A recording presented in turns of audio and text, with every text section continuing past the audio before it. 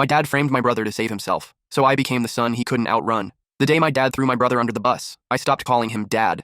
Jason was 17, I was 10. He was everything a parent could hope for. Top of his class, polite, never touched drugs or alcohol, helped mom around the house, and was always the first one to show up when I needed help with anything, even my dumb math homework. He was the golden child, and for good reason. But none of that mattered when our father's lies started catching up to him. Our dad worked for a private contracting firm. Money moved fast there, and no one asked too many questions. That gave him room to skim. At first it was small, he blamed rounding errors, but greed doesn't stop.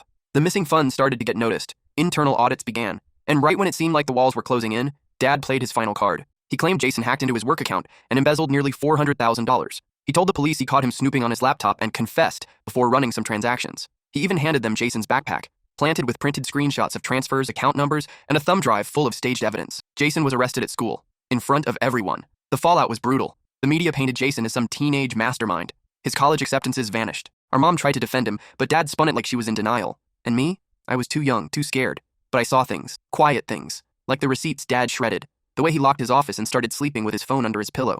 Jason pleaded not guilty, but there was too much fake evidence. The judge called it disturbingly sophisticated. He got sentenced to a year in juvie and 2 years probation. By the time he came home, he was a ghost. But I wasn't. While everyone moved on, I watched and remembered. I turned 12, then 13. I started learning computers, coding, cybersecurity. I kept it quiet, told Dad I wanted to be an engineer. He laughed and said, "As long as you don't turn out like your brother." That laugh lit a fire in me. I wasn't trying to be like Jason. I was coming for him. For the next 8 years, I built a new identity. I interned in IT, took online classes on forensic accounting. I learned how to recover deleted files, decrypt hidden folders, trace IP logs. Every time Dad left his devices unguarded, I grabbed what I could. Old emails, deleted messages, fake invoices. He never wiped his backups properly. He thought he was untouchable. He thought wrong. At 21, I had everything. A full data timeline, clear proof he forged documents, altered timestamps, and planted the fake trail. I even found the original transaction routing numbers showing his account received the money, not Jason's. I submitted everything anonymously to the IRS, the company's legal team, and a few journalists with big followings. Within a week, my dad's name was trending,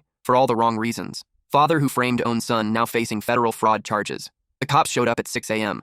I watched from across the street as he was taken out in cuffs, screaming, "I was set up." Yeah, Dad, just like Jason. The company disowned him. Friends ghosted him. Even our extended family cut contact after learning the truth. And Mom? She finally filed for divorce and apologized to Jason for not seeing it sooner. Jason eventually found out who sent the files. He knocked on my apartment door one night, quiet as ever. We didn't say anything at first. Then he pulled me into the tightest hug I'd ever felt. He whispered, "You saved me." I replied, "No, I made sure he never gets to hurt us again." Dad tried calling from prison, left me a voicemail saying, "I raised you better than this." I deleted it without listening to the rest. Because the truth is, he didn't raise me. He trained me, and I just beat him at his own game.